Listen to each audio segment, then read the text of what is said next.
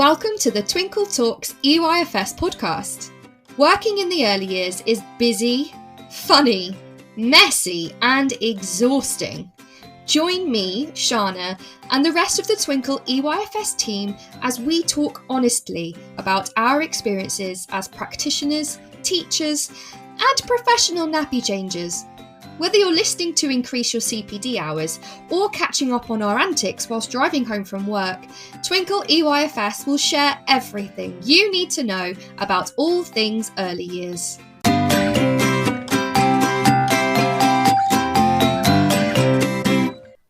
Hello, super listeners. It's so great to have you back for another episode of Twinkl Talks EYFS.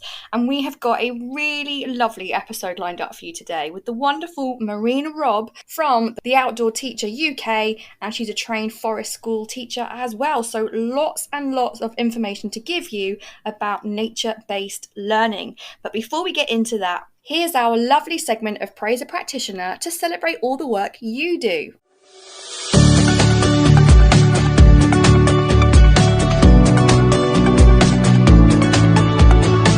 First off, we'd love to celebrate James Sarah because they feel like an intense language intervention is actually making a difference. Well done to all of your amazing hard work, and they do a special shout out to the Nelly crew. Well done everyone! We'd also like to celebrate Courtney Baxter, and they say it's actually been a really fab week for them. Their key child is making progress in their setting and making more attempts to communicate. They've also had lots of positive feedback from parents about the bond they've developed, and they got their best uni mark back to date. They also went to see their favourite musical today, which was Les Mis, and they won £25 on a scratch card tonight. Yeah, that definitely sounds like a fab week. Well done, Courtney Baxter. And finally, we'd love to celebrate Amy Louise because a parent of a child in their class told them how she wishes her child didn't have to leave because he's had a wonderful bond with them and she doesn't know how she'll hold it together on Leavers Day. Oh, that just shows what an amazing impact you've had. Well done, Amy.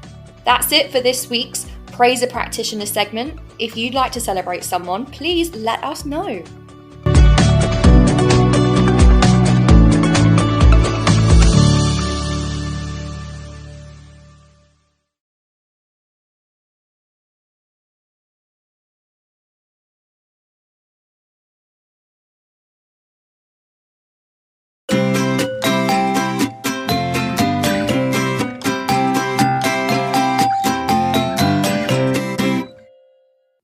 Hi Marina, thank you so much for coming to join me today. I'm so excited for this episode. I've been waiting for this for such a long time and we've been following you for ages on the Outdoor Teacher and all the amazing forest school things you do. So we are absolutely honoured to have you come onto our podcast and talk about the importance and the fun side of outdoor learning, which is great. Before we start, would you mind introducing yourself? And for those of us who don't think it's going to be a lot of people, what do you do and how did you get involved in the work you do right now? Gosh, well, first of all, thank you for inviting me. Well, how did I get involved in the work? I mean, from an educational point of view, I was a primary school teacher in my 20s, but before that I did a PGCE. I did environmental management in the late 80s. So I guess the truth is I've always been interested in things to do with the outdoors and the environment. Not I would say not growing up with that. I definitely didn't have parents that were into nature or taught me anything particularly about nature, but I did do environmental management, and it was a time when actually the world was beginning to think about it, believe it or not, with the first like Earth Summit and climate change. Then primary school, really enjoyed teaching and being with groups of children. But I guess there was always a part of me that wanted a little bit more freedom in what I was doing, but wanted to stay working with children. So from that age and that time onwards, I was fortunate enough to travel to Canada and learn to do more wilderness-based training and nature connection work, and basically brought that back to create Circle of Life Rediscovery as a community interest company which offers lots of funded work, which we'll perhaps talk about, and also the outdoor teacher more recently offering more online work, and trainings to get people outdoors, because that's actually what I think is hugely beneficial. Yeah, I totally agree. And I think it's starting to catch up, but a lot, I think, especially because of COVID, a lot of maybe settings and practitioners and even families are kind of not remembering, but, really understanding how important the outdoor space is, especially when you don't have it. Definitely. Because, when it was in COVID, we were all locked away. We were allowed that one walk a day. And that was just like the pinnacle of the day, wasn't it, during the pandemic? And I think that's really kind of changed people's perspectives, which is wonderful, in a strange way. And on the other side, like you just said, you've got situations where children are going home and not going out until Monday morning. Right. So it's like the other end, isn't it? And I think it's really important that we know that as well. So we've got we've got people accessing it, going out, even that 1 hour that was so precious. And then on the other side, even outside of COVID, we've got a lot of young people not doing that, So yes. It's very exciting. Yeah. It's good. I like it. Yeah, me too. But it's going in a good direction. I do think that. And that's why that's why I wanted you on, because I was like, the things you do are amazing. And the fact that in terms of your training and the things that you set up, I think it's really accessible for everybody. You don't need a lot of resources. You don't need a lot of money. You don't even need your own garden space. And that's obviously an issue for quite a lot of families, quite a lot of settings. Yeah. But you can still access outdoor learning, nature-based play, nature-based learning, and that's really important for children cognitively as well as, mental health-wise. So I kind of wanted to start, for our listeners perhaps who don't know, what is forest school learning or nature-based or outdoor learning? So, well, I think, outdoor learning is a broad term, isn't it? Learning outdoors. So, if we had that as like the umbrella, it could be any learning that we may say happens in an outdoor space. And that outdoor space, like you said, it could be a tiny weeny garden corner, or a little bit of a park, or a canal, or perhaps even the walk to school, to kind of a woodland. So outdoor learning is a big thing. Forest school as an approach is very much associated to regularly going outdoors, really understanding risky play, it being something that children can access on a regular basis. And it's also linked to usually forest school training that is, a qualification in following these principles. And we could look at that in more detail, but I recommend going to like the Forest School Association to look at that. And then nature-based learning for me is another one of those broad terms where we're going into nature, outside again. And I quite like that, because it reminds us that it's about this relationship with nature, and that nature could be a piece of grass. Again, it could be a wild thing, and actually that we're nature. And people say that a lot, you got to remember that we're nature, and it all sounds a bit abstract or a bit like, what do you mean? But I think that, when we actually touch ourselves, we remember we're this two-legged thing that walks around, that has a lot of the features of all these animals. And of course that's why it ends up being quite beneficial, because we're an animal. Yeah.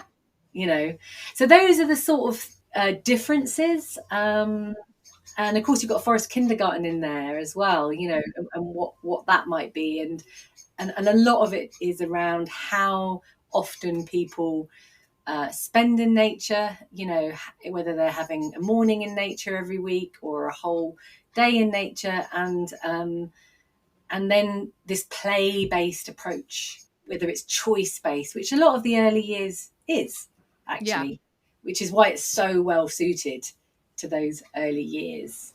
Yeah, I did an episode a couple of episodes ago about, different types of approaches and child-led.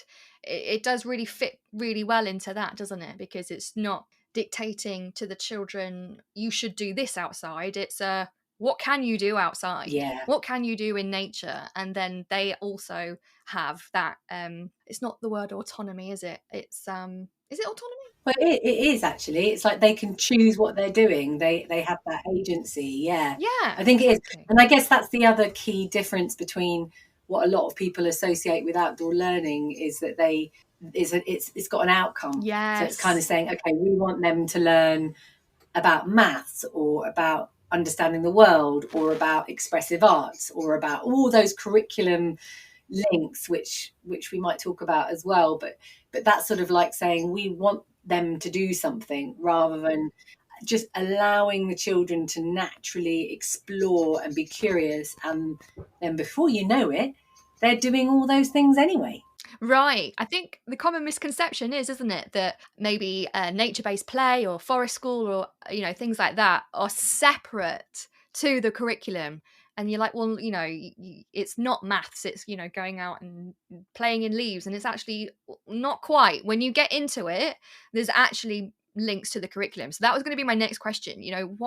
What links are there in terms of nature-based play and forest school to the early years curriculum, and why is that play-based, child-led nature learning so important for children to do that through the curriculum?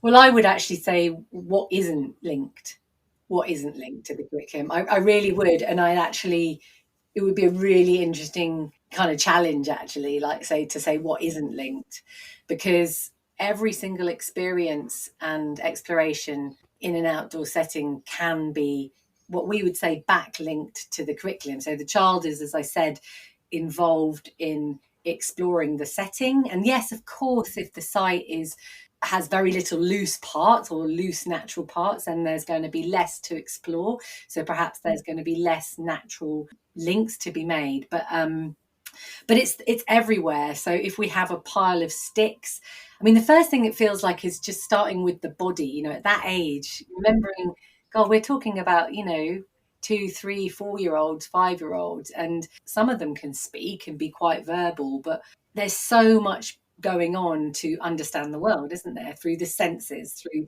the touching, the seeing what happens if. All those things are kind of making these ideas of maths real, right? So what happens, like, can we pick up 3 sticks?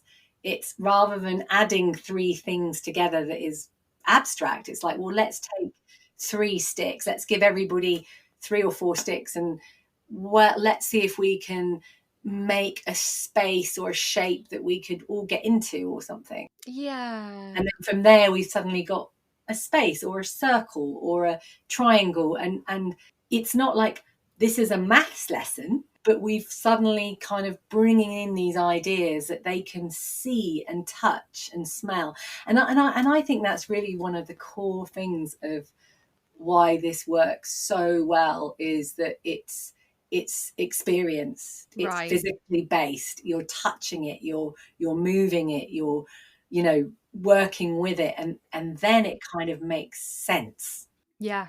Does that make sense? So like maths, you've got this, the weight of something, like how much does that weigh? Well, carry it. Yeah, find out. Find out, and then maybe we could put it into a weighing machine and go, okay, well, if I collected 3 stones, well, what do I need to balance that?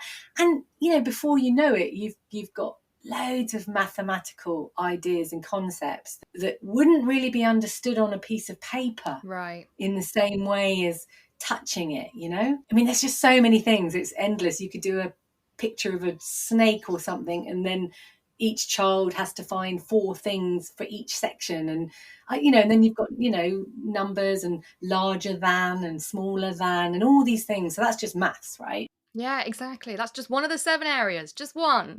Just one, just one of the 7 areas. And yeah, talking about how we feel about things, and that's another whole area, isn't it? And understanding the world is, well, you're in the world when you're outside, so Yeah.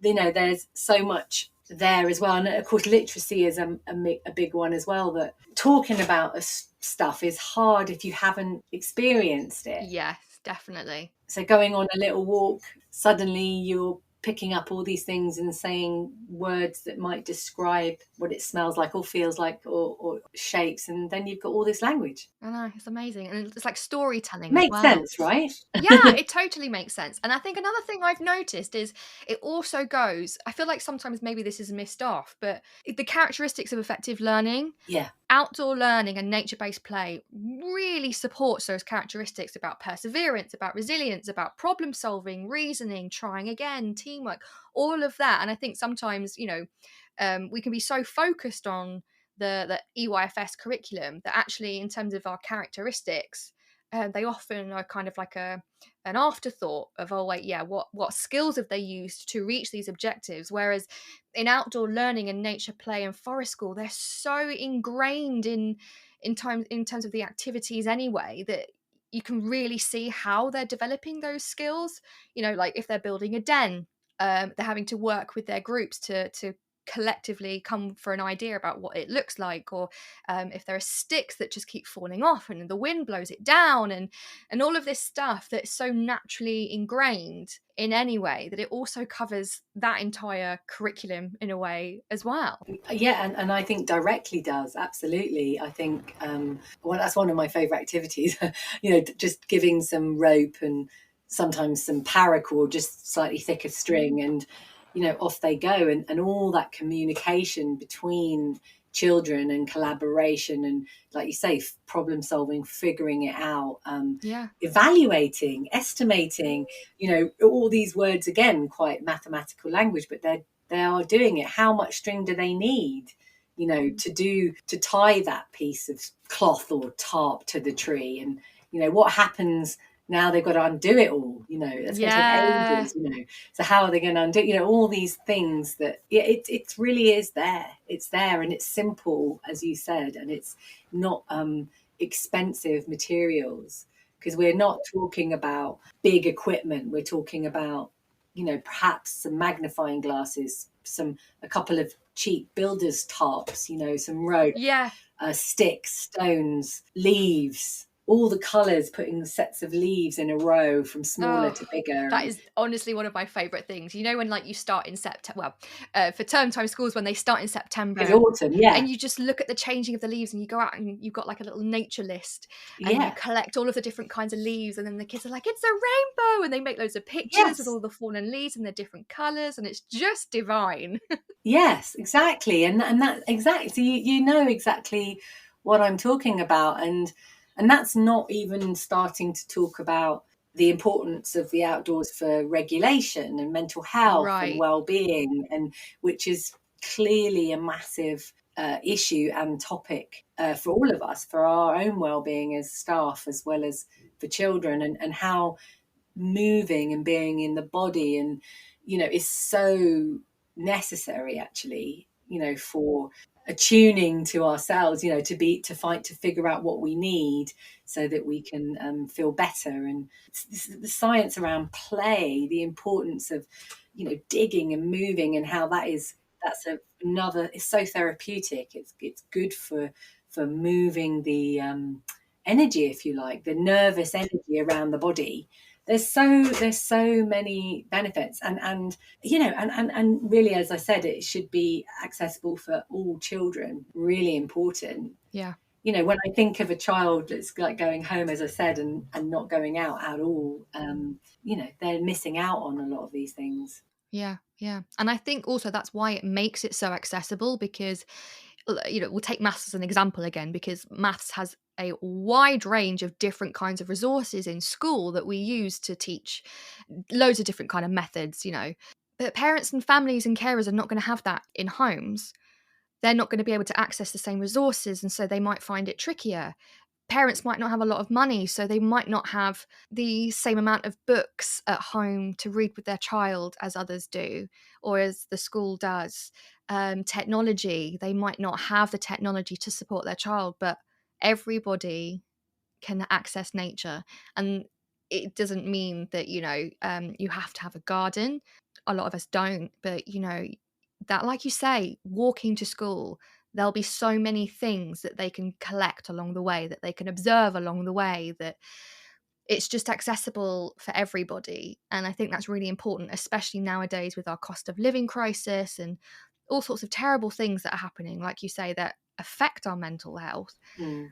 A really great way and accessible way to look after ourselves. Luckily, I don't want to say luckily, but just amazingly all around us for free. Yeah. And I think as well, the bigger things you were talking about, because I was using things like torp and tires and big giant wooden all of that kind of stuff. A lot of it I found as well, you can actually go to building sites and just say, look, have you got any of this spare? Are you not using it anymore? Could we?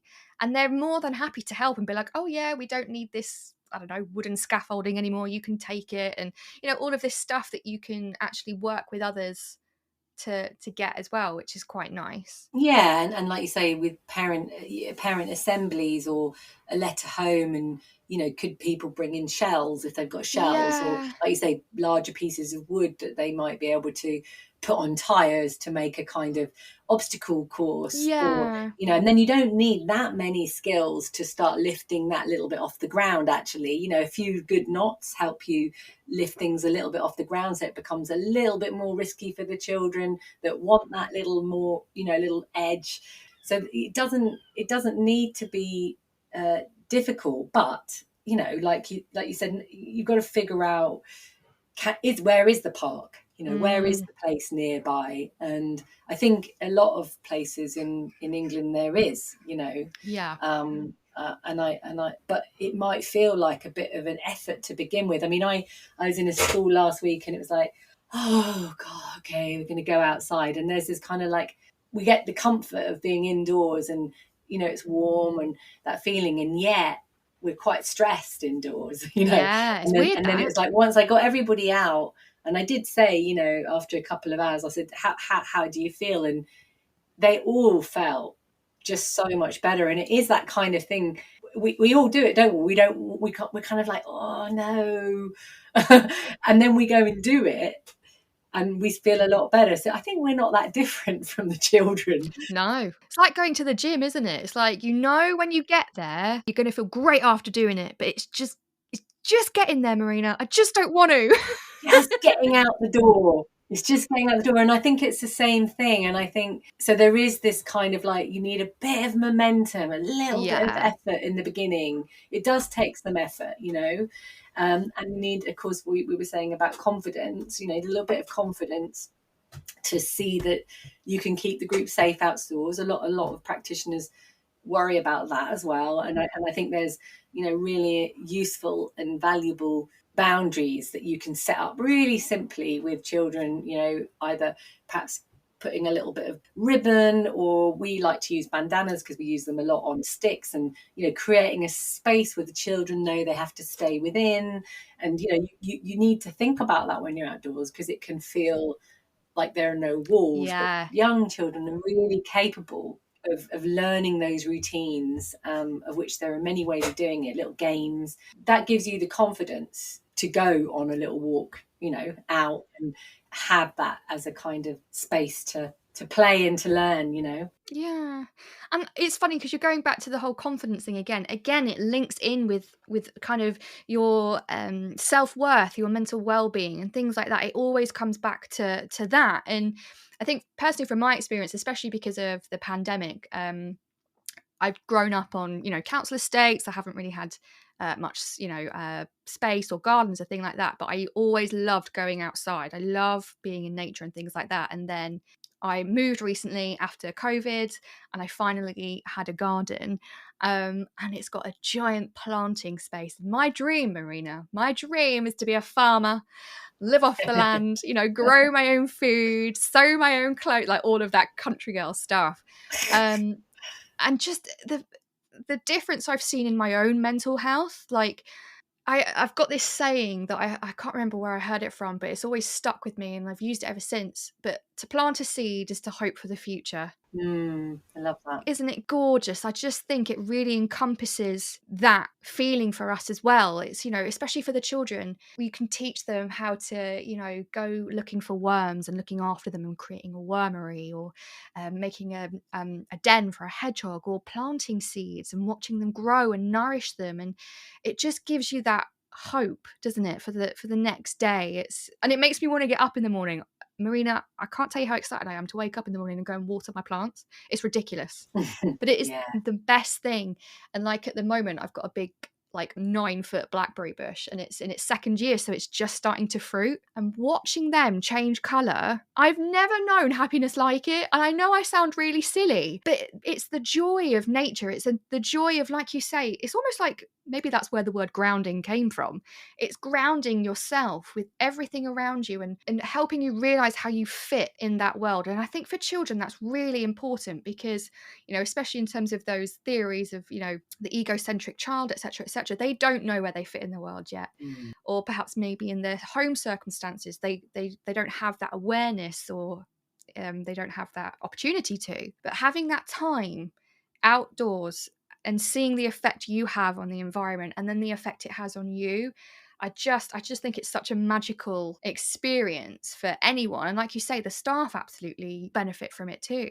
I just think you've described it just really, truthfully, about simple satisfaction. Yeah. And simple things that actually give life its joy. There's little joys. And I think, we live in a world that is often saying, if you have this, if you succeed in this, and then that's what's going to make you happy. But at the same time, therefore, the opposite is true. If you don't have it and you don't succeed, meet these criteria, which those little people are going into a world that is quite like that, then you feel like you haven't succeeded. But what you've just said, and I agree with you, but having not been into nature very much when I was younger, that now if I notice the simple things, if I can see that lovely orange flower or smell the rose or whatever, it makes a difference. It makes a difference. And I think we underestimate, and I like what you said as well, it makes you feel good, but there's also something coming from the outside. It's not just inside, it's outside, inside. And that's what we end up realizing about everything about growing up, is that when you're little, you're looking, well, all the time we're looking outside for what we could call cues from adults or older people that we're okay. And it's the same, I think, nature in its biggest sense, like the trees and the plants, and it's also giving us some feedback. Yeah. And it is very powerful, but I think we've taken that relationship for granted in a way. Absolutely. Yeah. And I love what you said about hope as well, because you're right, in the seed is great hope. How is it possible that in the seed you get these crazy flowers or these crazy plants in this tiny seed? So that shows that potential is everywhere, doesn't it? And even though we're living in a time where, there's a lot of worries, people are worried about the future of lots of things, but of course we need hope, and of course we don't know the future. We may imagine sad and worrying things, but sitting right next door is a possibility. And I think knowing that and having children see change by, like you say, pouring water. I mean, a lot of even older, I work across the ages, and some powerful life-changing moments for teenagers or younger adults who have been through a difficult time. Just being outdoors and seeing that it does change. Things change. They don't stay the same, and that you can participate in that change. You actually have agency, like you said. There is power no matter what your background has been, how difficult it may have been. You do have some agency for the future, and that is really something to know about. It is. You're so right. I just keep thinking as well, like these children that we're supporting, they are the future. They are, and it's so exciting. Like for me, I'm just like, think of the things that they can do, and I think nature-based learning and forest schools and all of that. We're in a climate crisis as well. I'm losing count of how many crises we're in, Marina. But the climate crisis, it can be changed through obviously doing things now. If we make these steps now, of course, but also if we have that from the beginning with our children in our schools, look, this is why it's so important to look after environment. This is how you look after it. This is how you can make positive change. And this is why, and they see firsthand that impact. They've cleaned up an old. Yeah, they've participated. Yeah. And then they think, hang on a minute. I can do something. We can do something. It's such a powerful image for them, isn't it? Because like you say, reading about it or hearing about it is very different, but actually participating and being part of that is so important. And I think it's kind of like the practical skills of what they learn, isn't it? It's kind of like, right, here are our curriculums, here are our subjects, right, forest school, nature-based learning, go and do it. Yeah. And I think, like you say, that's really important, not only for children's kind of learning, but just life. That's what happens. Well, like you said, it being finally like finding out that it's not just your carers or your mum and dad that are part of something that is good for you. The world is also there. It's bigger than you, and that's, you can call it more academic words like your eco identity is growing, but really it's just it's figuring out that you matter somewhere. You have a part to play, and that you matter. But it's interesting, like, we're here because of the plants that we eat, right, and the animals that we eat, and they're also here because we've, helped create spaces that they can live in. Do you know? So I think there's something that is very natural about that. And I think, to be honest, I think the early years, they get it. Yeah. You actually look at their stage of development there, they see everything as alive. And then we get older and we kind of forget that they're constantly in this world of imagination. Yeah. Right? That the stick, how many think the stick is the favorite toy, right? Still the favorite toy. So that stick is everything. It's the unicorn to the back scratcher to the house to the table to, I don't know, the spoon, whatever it is. And that's the amazing thing about how we have these minds that can put anything onto the outside world. We can create those role plays, those ways, everything is so alive at that age. And we really want to encourage that, because that creativity, which is really just not being so habitual, isn't it? It's about thinking slightly out of the box, is what we need. We need that as adults. We need to see beyond what we think we are, or who we've been defined as. Right. You are this, you are that. It's like, hang on a second.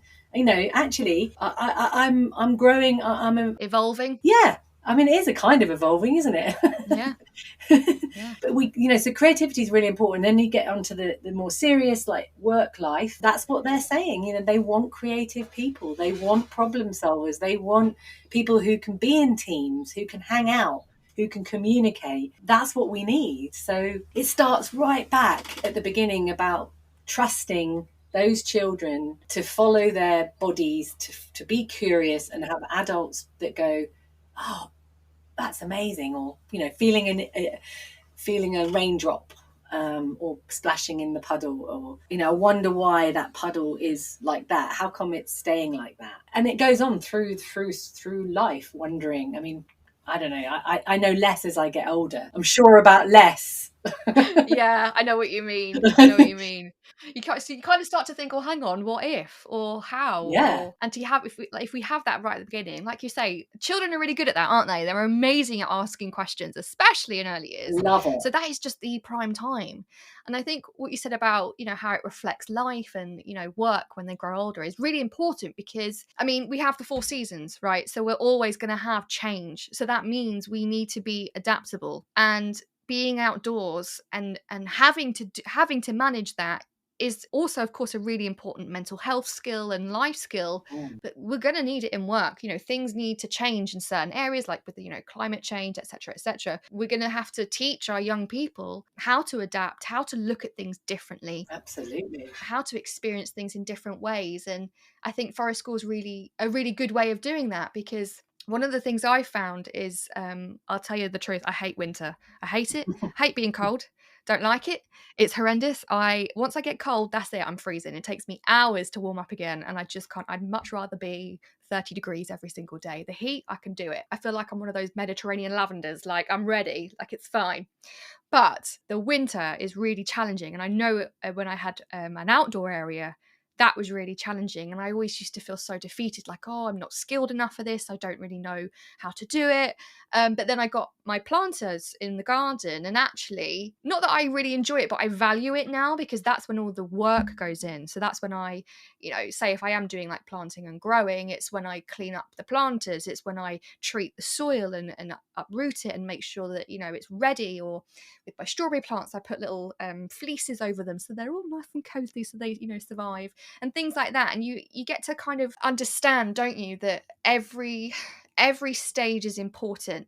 It's kind of philosophical, like you're going to have ups and downs in life, things are going to change, but you can see the value in them. Just like how I'm not the biggest fan of winter, but I understand how important it is, and that if I get the work done then my summer, the harvest, is going to be so worth it. And I'll tell you right now, Marina, it is.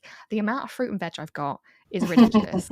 I could open up my own farm shop. But, in terms of like philosophy, it also kind of teaches them that in terms of emotional resilience. Definitely. And the winter, is also about rest. And so it is about work in the right kind of work, the work that decomposes, that needs to prepare the soil, and then we can look at that in our lives. And again, we are being a bit philosophical, but you don't start like that. You start by just enjoying and putting your hands in the mud and, like you say, doing what you're doing. But somewhere along the line, you make that connection, which is what you're doing, saying, actually, wow, by doing that, then that can happen later.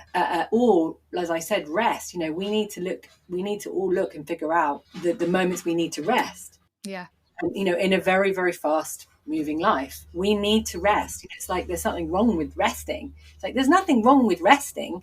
Every night we need a night time. We need a winter time. We need times where we need to rest. And when we rest, we wake up like a little spring chicken and off we go again. Do you know what I'm saying? But we can't buzz up and go and do that if we haven't rested. What do they say about everything? Is like, you got to try and get a good night's sleep. It's kind of not rocket science, but when we're thinking about well-being and educating children, we need to consider the movement, absolutely active, being in the body, all that muscle development, the motor skills, everything, the core strength that helps us sit up, helps us to hold a pen, helps us to, do everything, and in the future, not have diabetes, have healthy hearts, be well, so we need to think about that. But we also need the times of wandering aimlessly, and just being and hanging out. And that's what this is about, really. And then that's, I suppose, the nature-based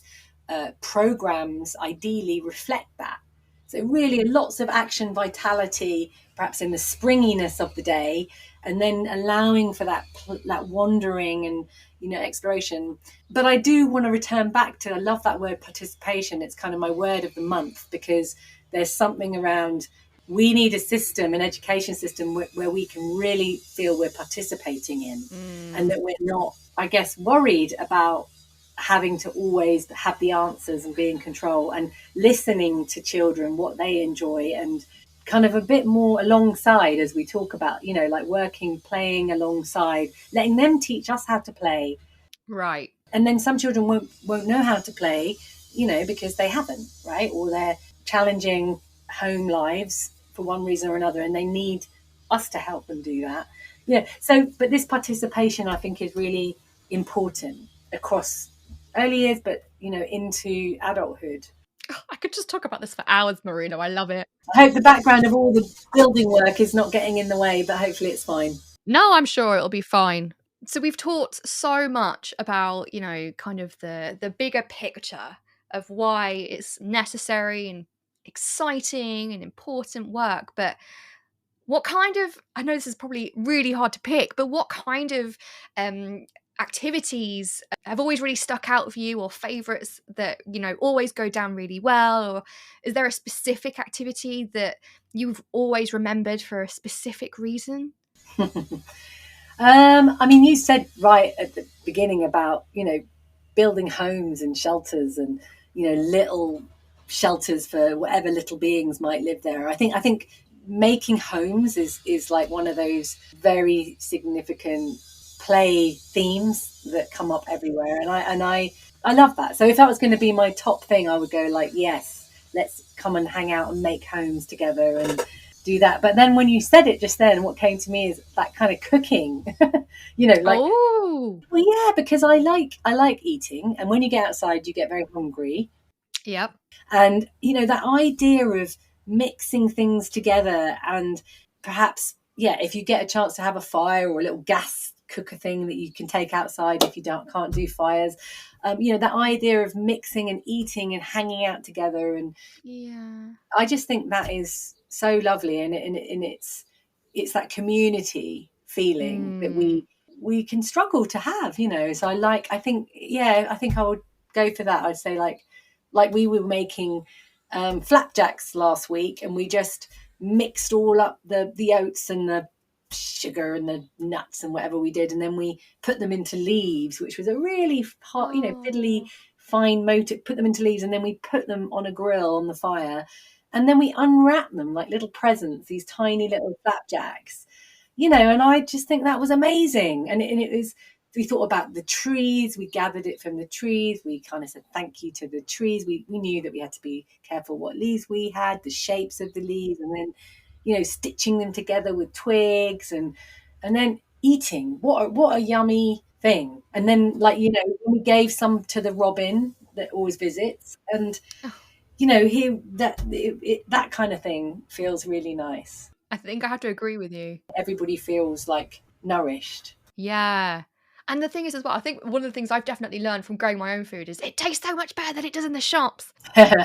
It's so yummy. And then it's just that extra feeling, isn't it? That, oh, I grew this, like, this is great. And Yeah. I think one of my favourite memories is pretty similar, building hedgehog dens and making natural bird feeders. Yes, I do. Yes. Peanut butter and all the seeds and things like that. And then putting them outside and waiting. The excitement when a child maybe either we put a camera there or we go back and check and the food's gone. Or there's parts missing from the bird feeder and they go, oh, they've eaten it. And it's just, it's such a magical feeling because they want to keep going and doing it again. And that interaction they have between animals and, like you say, in rural, in urban environments, they might not, see squirrels or, things like that. There's just it's tarmac city. But to have that relationship with animals and to feel like they're caring for them and they get so excited when they see the impact that they've made, it's just, just warms your heart. And it makes me think about the connection between the outdoors and the indoors as well. Like you could easily kind of do a little trail of well, okay, where did we get the oats from? Where did they come from? And you could do little pictures, maybe linked with string back inside, like where it came from, and maybe there could be a visit to the tree where the hazelnuts might come from. I don't know, but it's like making these links. We're not living in a disconnected world. Actually, we're living in I love this word, entangled world. We're entirely entangled together and we don't really realize it. And I remember when I was training to be a teacher, a lot of the children they didn't know where milk and eggs came from. They thought they came from the supermarket, which is right. Okay, that's where they came from. But the idea that it comes from an animal, and it sounds simple, but I don't think it is that simple. Like you say, making a bird feeder, and suddenly there's this living little thing that's wild. I mean, a bird is wild, Yeah. Coming in, daring to come in, and then we'll make lots of little games around that. So everyone's a bird, and we're all got to come in and pretend to be birds. And you kind of so there's a lot of training, obviously, that you could do to extend what we've been talking about. And you don't even need the training, as I hope we've said, in the sense of enjoying and spending time outdoors. But there's so many ways of building that fun and activities and awareness of what's around us. And it's forever, really. That's the other thing. These experiences create memories, right, positive memories. And we need that too. Right. We need to have these memories. We need to have that as we grow up. Yeah. See, this is the thing, because I was thinking, like, we've talked about kind of the impact of doing it, and obviously there are many, many reasons and ways that it can support us. But what about the other way, do you think? If we don't do things like this, if we don't understand or explore the importance of nature-based learning, and just even for ourselves, what kind of things do you think we're losing or have already lost that we haven't even realized? Well, we're losing those little moments of joy that you've been describing so beautifully. We're losing the simple satisfaction of life, and actually the empowering of that, that we can do this ourselves. We don't need all this stuff. So I think that's like that. I think we're losing, we could be losing our health, paying it forward, that we don't even know now. We could, there's a whole bunch of physical, there's tons of research that shows that, for example, the impact on our eyesight, yes, just by not going outside, because, screens right here. Yeah. I'm not anti-screens, we're on a screen, I think there's, we can master technology and be the masters of, should I say, yeah, great. But the problem is, it's hard to do that because it's so light and pinging at us all the time, and all that kind of stuff. So I think the physicality is really important. What we lose is our fitness, and we need that. Yeah. We need that. We want to get older and walk around and, breathe well. And I think, we lose community as well. We lose kind of actually hanging out, going through all those real emotions, not so good and good, and coming through them, and knowing that that's okay, isn't it?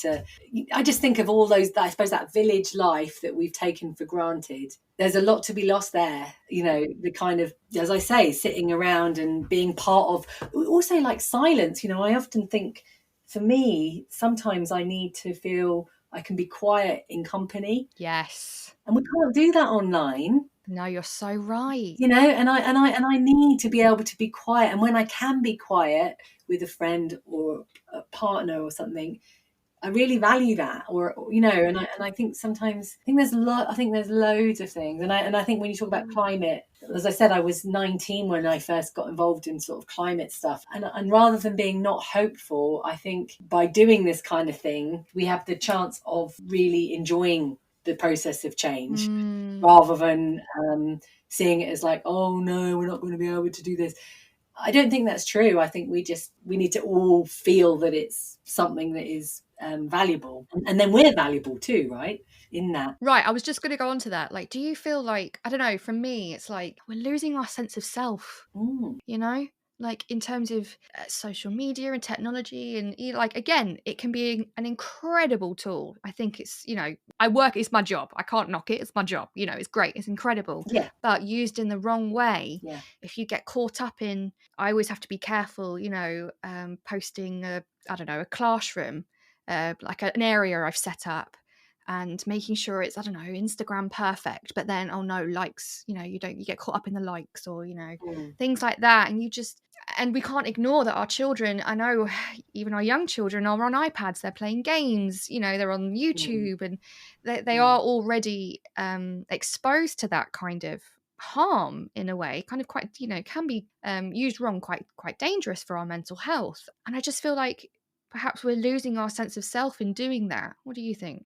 I do agree. I mean, I think the word sense of self, like liking ourselves with knowing that we're not perfect, right, at all, being, genuinely, just like when you water that plant and you think, to have that for yourself, that doesn't rely on someone liking you or you succeeding, as I said, those external cues, those external things, I think is really at the heart of it. And I think that we so that self, we give ourself away when we really, I think when we all listen, we probably figure out quite soon that what makes us happy are usually those quite simple things.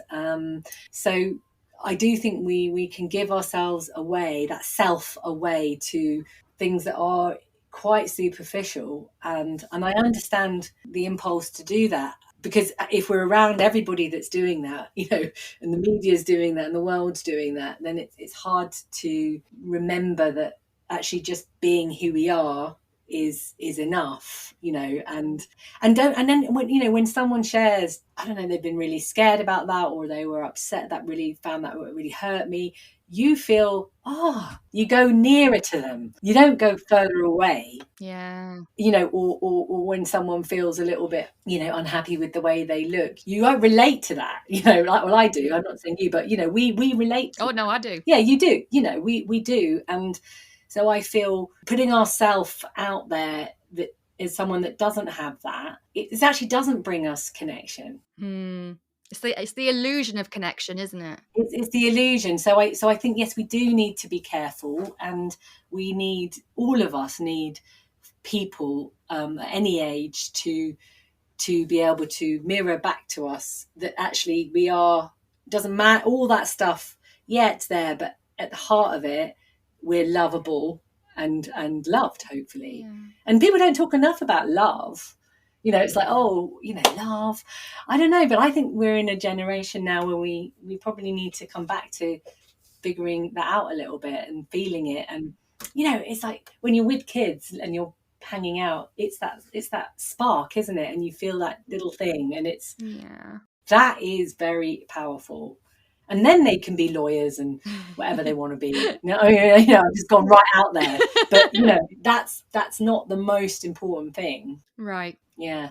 I love it. Before we get on to, because we had quite a few people get in touch and ask some questions for you. Oh, okay. Before we get there, what do you want our listeners to know about this kind of approach that we might not know already? Well, if people want to know more, if they really think this is something they want to explore more, then I really think, you know, look up Forest Kindergarten Local Nature Play. I do want people to know about that because it's a new training that's really simple for early years. It's 3 days. It's been handed down through Scotland, and a lot of work that's been done up there. And I want people to know about that because it's simple. It's this model that is really easy to use and applicable, and I think I want people to know more about it, because then they can actually see the steps to regularly taking their groups outdoors. That's mainly what I want, and I want people to know that they don't have to know. That participation is, you can actually do it alongside your group. Of course you need to be responsible for health and safety, it goes without saying, but most of us can do that, actually, you know. Yeah, I love it. You say you don't really need a lot. I started gardening without a clue what I was doing. I didn't have a clue, but I tried, you know. Yeah.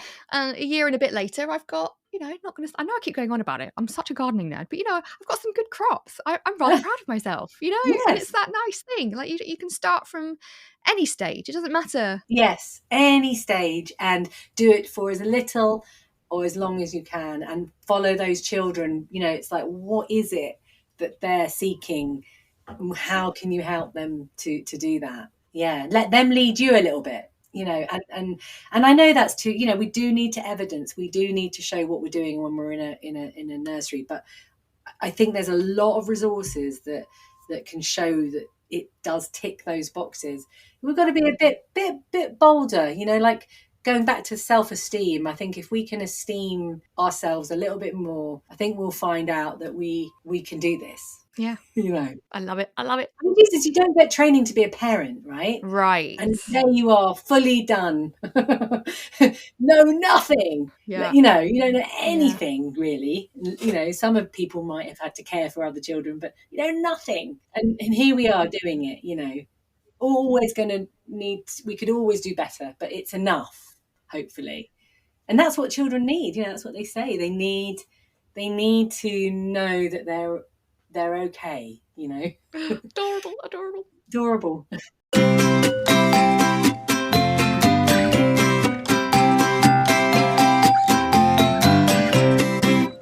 So we have some questions from our listeners, from our followers. A couple of weeks ago on social media, I said, hey, Marina's coming on. Grab her now. Get her expertise while you can. And we had loads of questions, which is really great. So I've picked a few. The first one is from Andrea Hilario. And she asks, how do we incorporate nature-based learning with little or no outdoor space? Well, we've sort of touched that throughout the whole program, I think. I mean, the first thing is you need to try, ideally for me, locate where are these green spaces. Is it a 10-minute walk? Is it a 15-minute walk? You know, because the walk is as interesting and as exciting as getting there, right? So I do think this idea of, you know, these corridors, figuring out where they are is important. But if you've got nothing, you know, like if you're in a flat, bring it in, baskets of leaves, baskets of stones, baskets of twigs. Put a tarp down on the floor, you know, put a tarp down and allow that messiness, you know, it's that messy play type thing. You know, clay, you know, sticking things in clay, building things. I think you have to look around, like a lot, I think a lot of, you know, urban settings, sometimes you have these like posts sunken into the ground, you know, you don't have trees. Well, they can easily be used to tie knots onto and tarps and things like that. So I would be saying, again, that loose parts, but really thinking about natural parts. And then I guess you've got to think about storage as well, you know, so making it easier, having a kind of shed. I mean, forget this idea that just men need sheds. Everybody needs a shed. Right. I love my shed. Yeah, I love my shed. I'm in a shed. Yeah, right me now. too. Oh my God, this is my shed in the garden. Exactly. Sheds is the way forward. Everybody needs a shed. And that's so funny. So get a shed and, you know, yes, they might cost a little bit, but they're not that much, you know. And again, is there a parent that has a bit of wood or whatever that could put together something, you know? So you have your little shelves with your baskets of stuff and bring it out. You know, I think it's about experimenting. And yes, you might not be in this lovely outdoor nursery, but that's not what children need. They need the relationship with you first of all, and then they a few loose parts and watch them and watch yourself. You know, what would you do? What do you do on the beach? You know, just put the stones, make shapes, pile them up, you know, make a long line. Maybe we walk and see how long a line, how many steps will it take to get from one end to the other. Maybe make a little song about 1, 2, 3 stone. I don't know. Smile at me, won't you? I don't know, whatever. Something like that, yeah? Yeah. That actually kind of ties in really nice with the next one, because we had Lauren who asks, how do we get maybe families on board who are worried about their children missing out on formal learning or getting messy? Yes.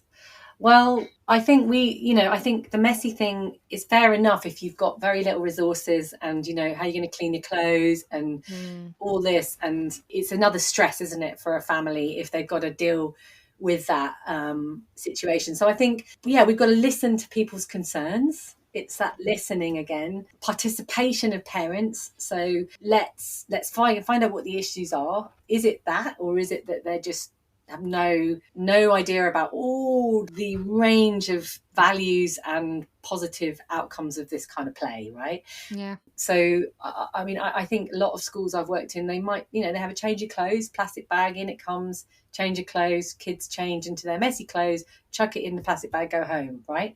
But if that's not the case, you know, you've got to we've got to come together as a community and sort of raise awareness of secondhand clothes and get, you know, hand-me-downs and do your best, you know. But I would say as well is that how many clothes do they need? You know, probably most children are happy running around naked in what they're wearing. Yeah, in what they're wearing. And, you know, if there's not a health safety reason, which there usually isn't, you know, they can get a bit cold and get warm by playing. And but I think you got to and then I always recommend, you know, like some kind of parent morning or something where parents can come around and play and hang out and see the kind of things you're doing. And then a bit of reflection on, well, why is this connected to writing? Playing with sticks, again, that's all the skills for holding pencils, right? Yeah. Mark making, all that kind of stuff that people know about. So I think we need to educate and we need to be respectful of the concerns, listen to each other, and hopefully, in my experience, is that people get it, but they don't get it straight away. No. And like you say, if we're asking our children to learn by experiencing and to trust by experiencing, well, then so do our families. Like you say, invite them in, take them on a forest school activity, let them experience it for themselves. Yeah. And then be like, oh yeah. Yeah. And then kind of draw out what some of those benefits were for the curriculum as well as for the wellbeing side. And sometimes we do, like, in the training, we'll have like these little laminated cards of some of the research. And, we just throw the cards out to people and they kind of have a chance to think about it. And it's like, God, I never realised that. And I didn't realise that. And you could do that with parents easily. Yeah. Just did you know, or in a parent's letter, send home, did you know? And I think that's where we start, isn't it? Absolutely. And also, listening to this episode of the podcast, of course, Of course, yes. Yeah, exactly. Checking out your websites, etc., of course, yeah. Yes. We'll plug those at the end, by the way, don't worry. Okay. Our last question from our listeners. How do we support children with additional needs to access nature-based learning? Well, for the last, 15 years, I've been working with the Family Intensive Support Service, Learning Disability Service, outdoors. And what I would say is, it's meeting people at where they are. You have to understand the needs and then figure out what would be possible. And again, if you're someone that's never seen or experienced being outdoors and seeing what's possible, then it's hard to imagine it. So in answer to that question is, people that have very limited seeing can soar, can paint, can touch, can do all the things that I can do, but may need a little bit more support, right? A little bit more awareness on some of the risks involved. But it's absolutely participating. Of children that put things in their mouths a lot. And so we decided to make the paint out of yogurt. Oh, yeah. And put in blackberries and stuff like that, so that we weren't worried if that child was ending up putting things in the mouth. We've used drills where they can hold one drill and we use the other hand to drill. So yeah, of course you're going to need more experience and ratios, have a higher ratio, but you would do that with any children that had more needs as well. I do feel like the imagination, being able to realize that we, often children will only meet what we think they're capable of rather than actually what they really are capable of. Stuff that when we run, days, weeks, whatever we do, like forest school longer programs, I honestly very rarely do anything different from one group to another. I am responding to the groups, absolutely, but we're still bringing in the same kind of stuff, just meeting. It may be slower to do it. It may need a few more staff, but generally people are still, swinging, lying on the ground, still eating, playing with music, in the woods. So I would say it's really possible with all of it. Absolutely. I think that's one of the beauties of it, isn't it? It's because it's... Yes. I mean, the clue's in the name. It's natural. So it's naturally going to accommodate all of us in any capacity, in any way, because that's the that's the nature of nature. It's going to be accessible for all. That's it. You're absolutely right. And actually, working for years with occupational therapists, that's why they tend to work indoors, right? But now there's a new movement to work outdoors, and what they're saying is, their kind of skill set is grading activities, right? What would an activity, how would that meet supporting a child that needs more help, let's say learning to use their arms or something, right?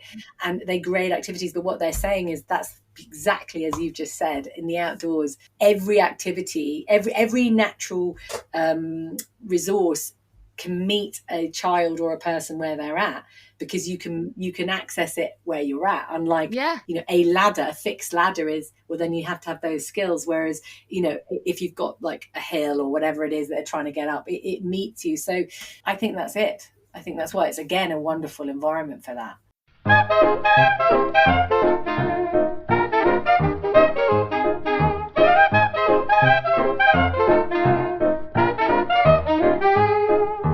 Before we finish, what we do with all of our guests is we play a little fun game, just to lighten the mood. We've had really cool discussions, and now we're gonna have a bit of fun as well at the end. Brilliant. So it's called Would You Rather Teacher Edition. There are some surprising results, I have to say. So we'll see where your answers fit in. Are you ready? I think I'm ready. Yes. So, round one. Would you rather tea or coffee? Coffee.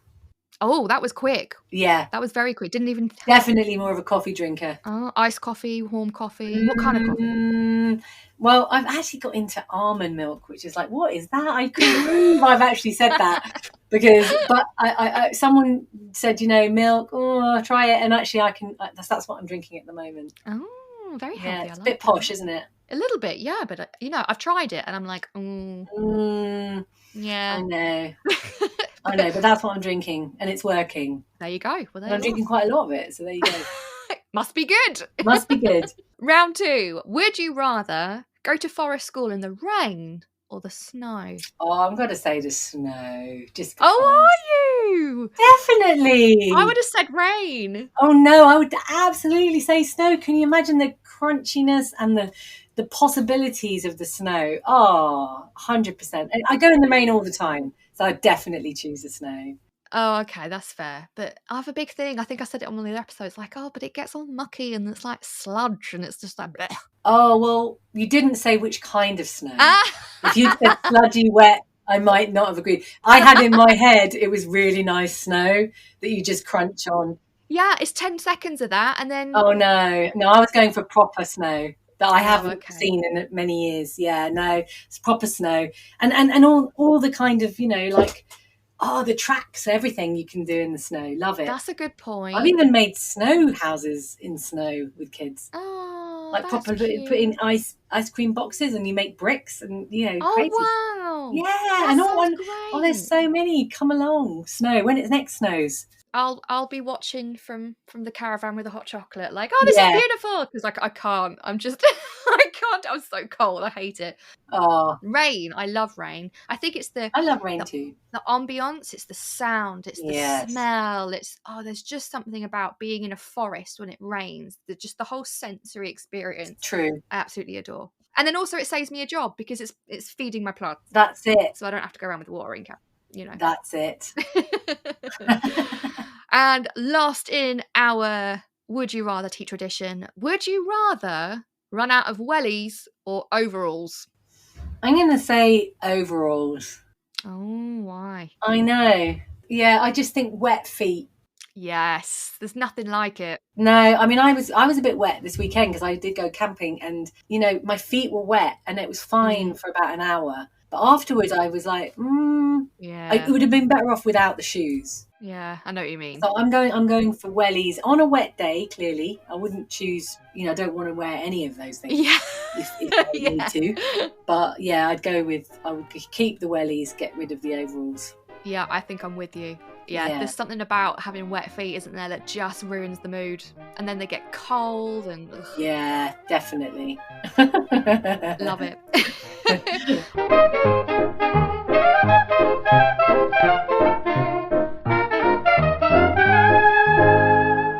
Well, thank you so much for coming and joining us today, Marina. I really enjoyed our chat. It's been so lovely and it's really exciting. And I'm hoping, and I'm pretty sure that it's going to inspire a lot of our listeners as well. And maybe it could be practitioners in schools and nurseries, but also families and carers and other people that work with children too. So where can we find you? Where can we contact you? Where can we go if we want to learn more? Well, two places really is if you want to get hold of loads of great accessible resources that are online, that because you're not nearby, then The Outdoor Teacher. So www.theoutdoorteacher.com, because we've spent a lot of time creating resources for all people so they can get out there and do it safely and well and have fun. And then the other, if you're more local, we're in Sussex. I mean, people do travel. It's Circle of Life Rediscovery, which is as I said, a community interest company, and really for this age it's the Forest Kindergarten local nature play, and with them we get to meet in person. Oh, that would be so great. And what projects are coming up? What are on at the moment? Can people get involved now? Well, I think the next real Forest Kindergarten work is happening in October, so that gives people a bit of time. That's good, yeah. In fact, we're starting to slow down now for the summer. So I think autumn's really the next time. I mean, but unless you want to do all the online stuff, and then it's all time. Yeah, well, this is it. Forever and ever.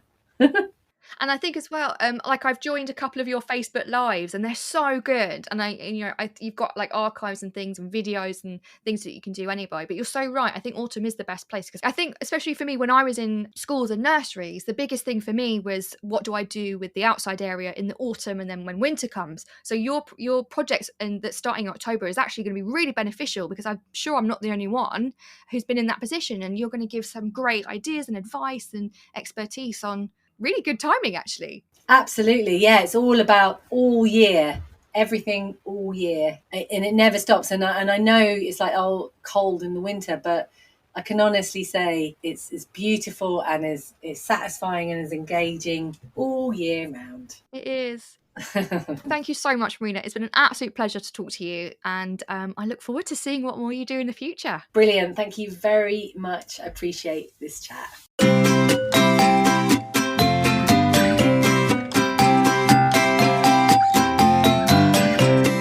Well, there we go. Wasn't it such a lovely talk with Marina? She's so much fun to talk to, and she really knows her stuff. And if it didn't already, I hope you are super inspired to get out there in nature with your children, with your class, with your settings, and go and explore. And if you can't do that, try and bring it in, like Marina said. Go and follow her on social media. Honestly, she's so much fun. She's really great. And don't forget to like, favourite, subscribe, follow. You know what to do. You know the drill by now. And tell your friends about this episode and the podcast as a whole. And I can't wait to see you for another episode. Have a great day.